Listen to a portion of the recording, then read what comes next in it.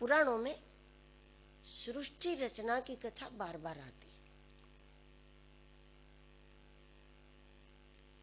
श्रीमद् भागवत में भी है और शिव पुराण में तो आपको कई स्थान पर यह चर्चा मिलेगी कि सबसे पहले क्या बना, फिर क्या बना, फिर क्या बना।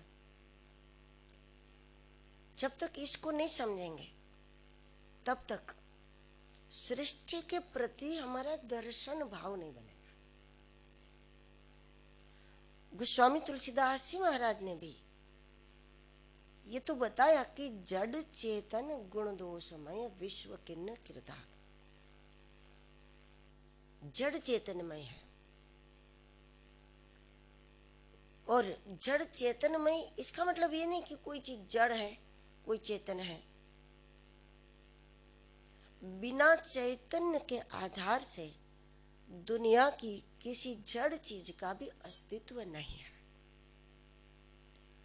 अगर एक वस्तु को भी बना करके रखा है तो फिर किसी ने बनाया ना, किसी इंसान ने इसको बनाया। बिना चेतन के सपोर्ट से अपने आप नहीं बन गया।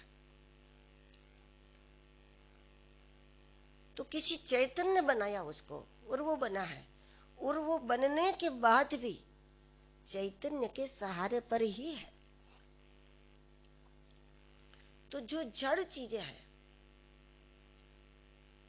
उसमें जड़ तत्व की प्रधानता है। जितनी भी जड़ चीजें, जड़ पदार्थ है, वस्तु है, उसमें जड़त्व की प्रधानता है। तो वो जड़ प्रधान चैतन्य है।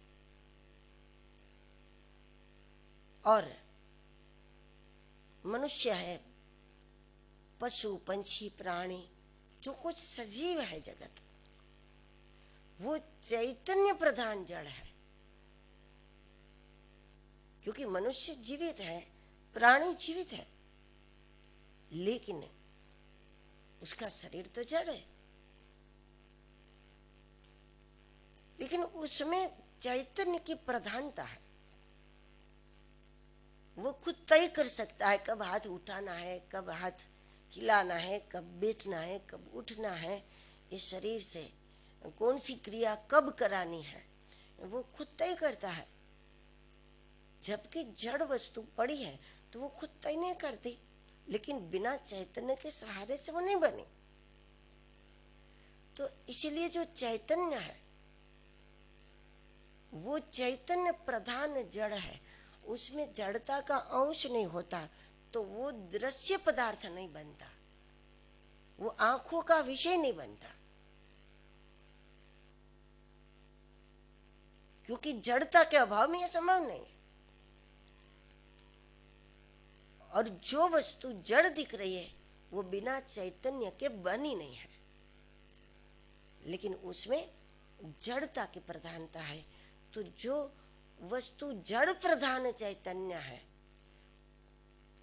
उसके उपयोग में, उसको देखने में हमें विवेक की आवश्यकता है, क्योंकि उसमें जड़ अधिक है।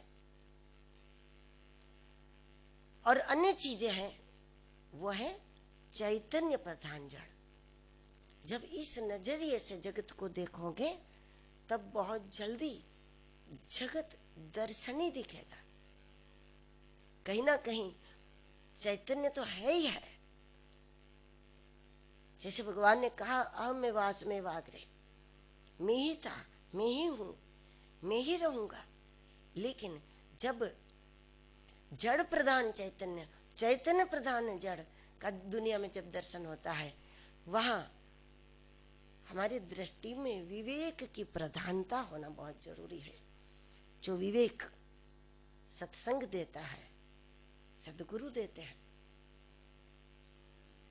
और इस विवेक दृष्टि से जगत को देखने के कारण ही जिस तुलसीदास जी ने कहा जड़ चेतन गुण दोषमय, उन्हीं ने तो कहा ना कि सिया राम में सब जग जाने। बिना चैतन्य का कुछ भी नजर नहीं आएगा, तभी तो ये मालूम पड़ेगा कि सिया राम में सब जग जाने।